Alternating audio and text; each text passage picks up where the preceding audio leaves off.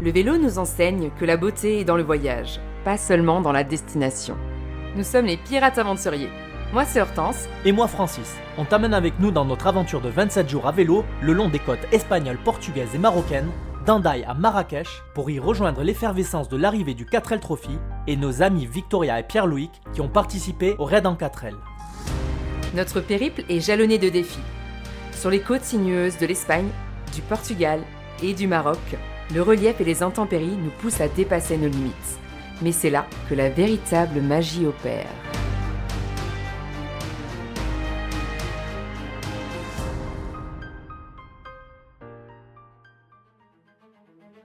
Notre trajet consiste à longer les côtes nord espagnoles dans un premier temps, en passant par le cap le plus au nord de l'Espagne, l'Estaca de Bares, puis celui le plus à l'ouest, le Cabo Tourignan. Maintenant, direction les côtes sud-ouest portugaises, en passant par sa capitale, Lisbonne. D'ici, quelques bateaux nous feront traverser le Rio Tejo et le Rio Sado, pour reprendre à Soltroia, d'où nous longerons l'océan avant d'atteindre au cap le plus au sud, la Fortaleza de Sagres.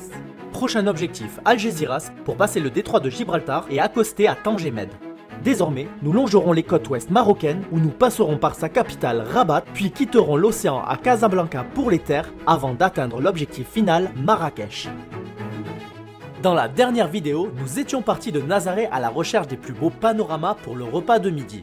Après quoi, le vent nous portera vers la capitale Lisbonne, atteinte avec quelques difficultés liées au trafic et à mon abonnement journalier aux problèmes mécaniques. Après avoir traversé Lisbonne, l'objectif était la Fortaleza de Sagres, au plus au sud du Portugal.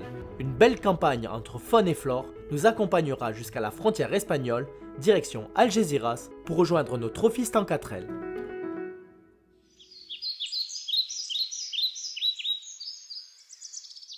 Nous en sommes au 19e jour de notre trek, dont le but est de rejoindre Marrakech par les côtes espagnoles et portugaises. Derrière nous, le Portugal, on a terminé, et devant nous, l'Espagne avec l'Andalousie. De retour en Espagne après 9 jours de traversée au Portugal, nous retrouvons enfin des routes plus adaptées à nos vélos.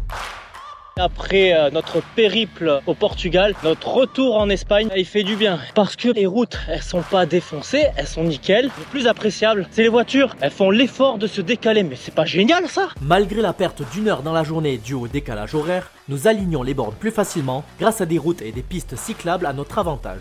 Nos pneus dévorent l'asphalte au point de battre nos anciens records de distance établis jusqu'à présent. Nous le verrons en fin de journée. En Andalousie, les pistes cyclables serpentent à travers des paysages enchanteurs. Sous la douce caresse du soleil de février, le relief relativement plat offre une balade agréable, nous permettant de nous perdre dans la nature généreuse et accueillante de la région. Un véritable hymne au bonheur. Encore 30 km avant le repos bien mérité. C'était facile, mais ça fait beaucoup. C'est par où Marrakech? Mais viens voir un truc. Il y a écrit quoi là? 105 ans. Alors qu'on a perdu 1 heure aujourd'hui, hein, par l'1 heure de décalage horaire. Ah putain.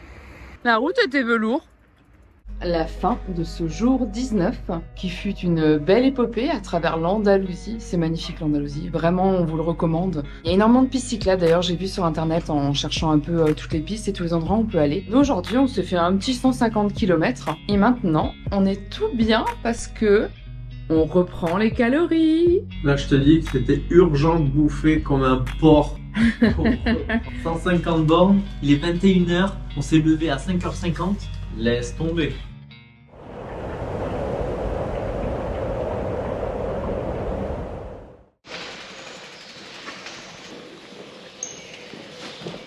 Jour numéro 19, nous voilà donc à notre super hôtel qu'on a trouvé qui était vraiment pas cher en plus. On est en pleine hésitation parce qu'en fait il y a une route qui traverse un parc national, le parc national de Donana. C'est une réserve naturelle. On hésite à prendre cette route ou pas parce que quand on fait Google Street View, on se rend compte que c'est uniquement du sable. On sait pas trop si c'est possible vraiment de le traverser avec les vélos ou pas parce que ça nous ferait quand même gagner 50 à 60 bornes. Mais est-ce qu'on les perdrait pas à pousser nos vélos après quand on sera sur les plages de sable? Même après demande, on ne sait quel chemin choisir. Je pense que ça passe. Je pense rien du tout, je pense que c'est l'aventure, c'est tout. Le seul truc qui me gêne, c'est qu'on n'a pas le temps de se permettre de se tromper, quoi.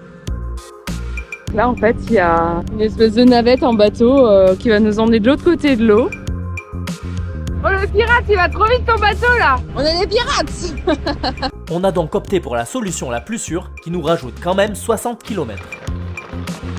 On passe donc par les campagnes qui longent cet énorme parc naturel Et quand on voit les routes qu'on se tape ici, on n'imagine pas quelle galère on aurait connue de l'autre côté avec le sable. Le parc naturel Brazo de l'Este dévoile une harmonie parfaite entre la nature et la biodiversité. Ces vastes étendues offrent un spectacle envoûtant avec une faune et une flore riches dans un équilibre naturel préservé. Les pistes cyclables invitent à explorer ce sanctuaire naturel. La pause de midi du 20e jour. On est ici dans une petite ruine qui longe derrière là-bas le petit ruisseau, petit canal, la petite rivière qui faisait la coupure avec justement le parc naturel sur lequel on a bien hésité à passer. N'avance pas trop parce que tu as vu les chemins qu'il y avait pour venir ici. Quand c'est du gravier plat ça va, mais quand c'est de la terre où il y a encore les traces de tracteurs, c'est pas évident pour les vélos. On se serait pointé de l'autre côté où c'est le parc naturel, mais on sait pas comment arriver là-bas, on savait pas si justement les routes étaient ouvertes ou pas. On n'a pas tenté le coup parce que c'est quand même genre 50 à 60 bornes. Si c'était pas bon, ça voulait dire 60 bornes dans l'autre sens. Bref, c'était trop compliqué. Donc on est passé par ces petits chemins et on entend les cigognes là-bas.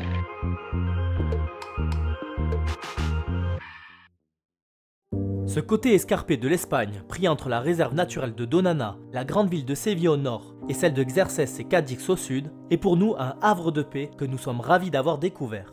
Nous avons pour la première fois fait 60 km de distance sans aucune voiture sur notre passage.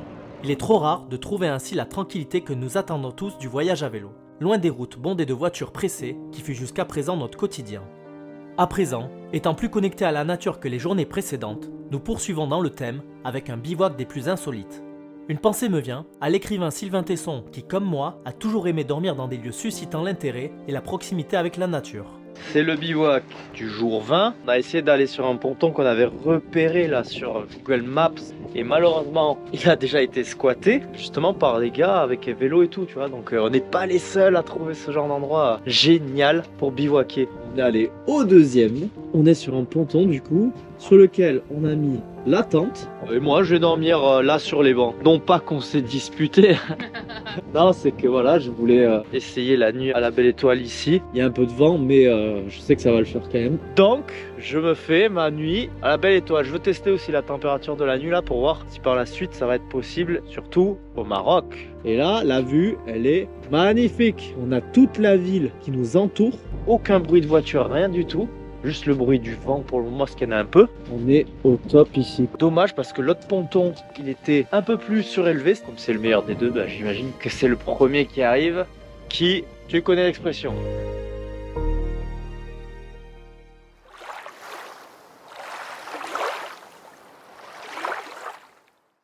Et bienvenue dans ce jour numéro 21. On a passé une super nuit sur ce ponton avec vue océan. Francis a dormi à la Belle Étoile et moi dans ma tente. Comme ça, on avait chacun notre chambre. C'était trop bien. Aujourd'hui, direction Tarifa. On va essayer d'atteindre le point le plus au sud de l'Europe. Donc ce n'est pas Gibraltar, mais bien une pointe à Tarifa. On souhaite arriver à Algésiras dans 2 jours. Pour faire quelques réparations de vélo, ne pas arriver trop tard de façon à ce que les magasins de vélo nous prennent encore pour les réparations parce que j'ai plus de frein arrière. Je me vois mal faire le Maroc comme ça. Après ici ça va, il n'y a pas trop de montée, pas trop de descente, je peux gérer avec le frein avant. Je pense que pour le Maroc il faut quand même faire quelque chose. Avant de repartir, on vous laisse avec des super images de drone. Au sommet de notre modeste royaume, la nuit a fait place à un lever de soleil silencieux, comme une offrande du cosmos. Les étoiles, témoins éclatants de notre bivouac, se retirent doucement, laissant l'horizon s'embraser de nuances roses et orangées. Dans ce moment suspendu, entre la nuit et le jour, le murmure constant de l'océan rappelle la puissance tranquille de la nature. Sylvain Tesson, ce philosophe de l'aventure, nous dit « Le bivouac, c'est accepter que la beauté soit éphémère et s'y abandonner. » Dans cette communion avec la nature, chaque rayon naissant est une caresse éphémère, une invitation à savourer l'instant présent et apprécier la beauté fugace d'une aurore qui danse sur les contours de l'océan. Reprenant la route, nous laissons derrière nous ces moments suspendus, emportant avec nous la sagesse acquise dans l'intimité du présent éternel.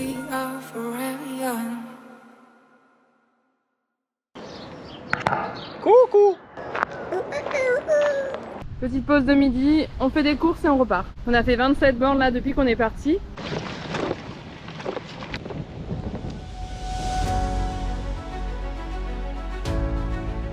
C'est beau, mais c'est galère parce qu'il y a beaucoup de vent. Qui dit éolienne, dit vent.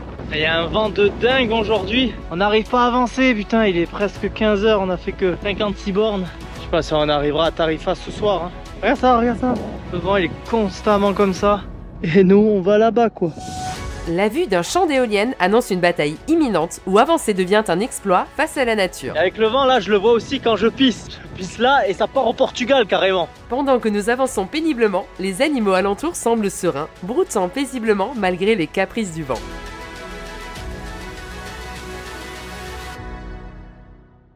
On a découvert la meilleure solution pour transporter nos vélos jusqu'à nos chambres. Optez pour des appartements réservés via des plateformes où les clés sont disponibles dans des boîtes sécurisées. Mais les couloirs sont un peu petits, du coup on doit retirer les sacoches pour passer.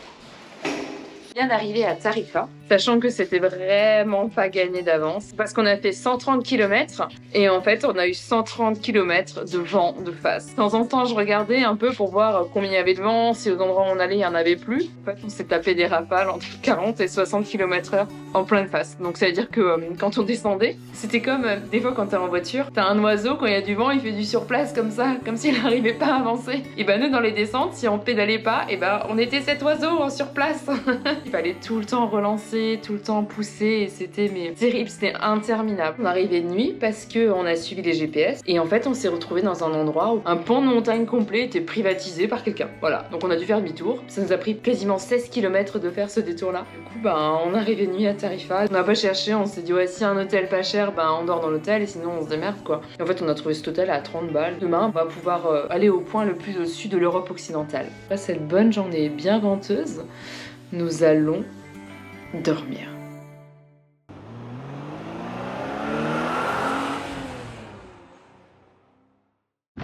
Jour numéro 22.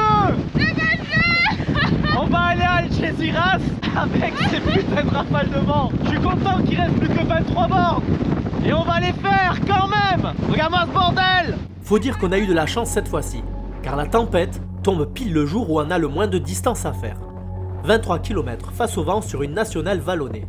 Mais avant ça, nous devons faire un petit truc. Après avoir mis une étiquette au cap le plus au sud-ouest du Portugal, on met la suivante, cap le plus au sud, non seulement de l'Espagne, mais de l'Europe occidentale. C'est le cap le plus au sud de l'Europe occidentale. Elle tiendra jamais. On a finalement opté pour le panneau pour la mise en place, ce sera plus sûr. Si tu te prends un selfie devant mon étiquette et qu'on se recroise, je te paye un coup à boire. Maintenant, on va reprendre les vélos et on va faire 23 bornes, 25 je crois, quelque chose comme ça. Direction Algeciras dans cette direction, donc ça veut dire face au vent. On va en chier quoi, on va en chier mais on n'a pas le choix. Le vent souffle avec une puissance telle qu'il pousse l'océan, créant des éclaboussures qui défient chacun de nos pas. Le vent fort et implacable s'acharne à nous pousser latéralement. Malgré la gravité de la situation, la nécessité de progresser persiste. Nous sommes contraints de lutter contre cette force redoutable, car au-delà de nous, un ferry nous attend à Algeciras et des réparations de vélos sont nécessaires avant le Maroc.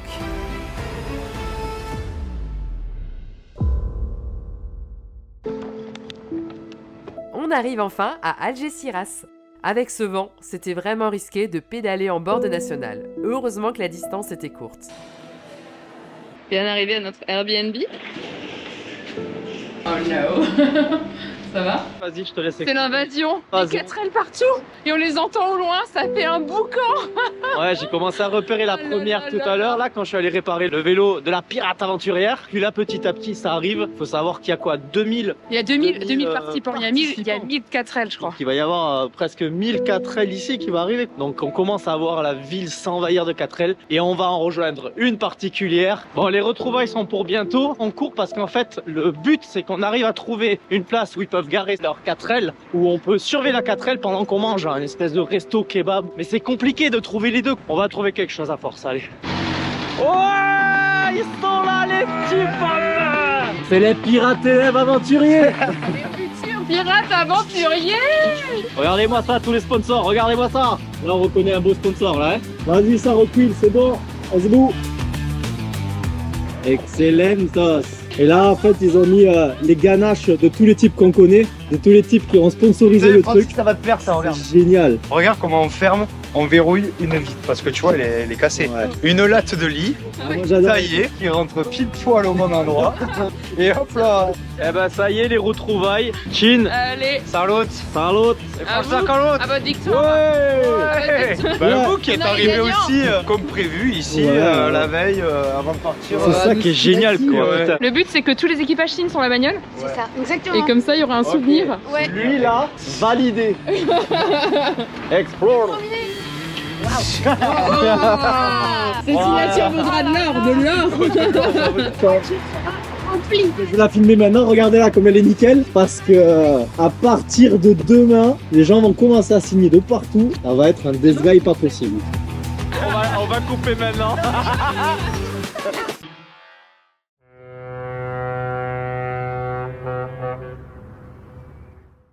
Bon, on est où Orti? On attend le ferry. Ils nous ont dit de se pointer 1h30 avant, 7h30 du mat là presque. Et en fait non, hein, c'est à 9h. C'est jamais assez simple aussi pour les vélos, c'est jamais clair. Hier on se renseigne exprès pour pas galérer aujourd'hui. On nous dit si tu passes avec les gens à pied. Ensuite on se pointe là aux gens à pied, c'est un peu le bordel. Ils disent bah non il faudra enlever les roues, machin truc, mais tu peux passer avec les véhicules. Alors on va au véhicule. Il est presque 9h là et ça n'avance pas. On y est, attends, on y est, regarde. Regarde là, il y a 40 km à faire là, direction le Maroc, donc on n'y est pas encore. Et notre ferry qui est là. On en a plein le cul, ça fait depuis 7h30 du mat qu'on est là, il est 10h30. L'HMS Maroc Express, que de nom pour Express, arrive enfin. On charge dans le ventre de la bête, direction le Maroc et surtout un nouveau continent, l'Afrique. Quelques heures plus tard, c'est au tour de nos amis PL et Vic, élèves pirates aventuriers, et la ribambelle de participants au 4L Trophy de précéder nos pas, direction l'aventure dans les déserts marocains. Tu as aimé l'Andalousie? Dis-le nous en commentaire. Reste connecté, abonne-toi si c'est pas déjà fait et n'oublie pas de cliquer sur le pouce bleu. Dans la prochaine et dernière vidéo de cette épopée, nous ferons rouler nos vélos sur le sol marocain pour la première fois. Nous traverserons le Maroc par les routes secondaires qui nous donnera un bel aperçu de la vie en campagne, bien plus modeste et vrai que le folklore de la ville de Marrakech où nous parviendrons à temps pour l'arrivée du 4L Trophy et les dingueries qui s'en suivront.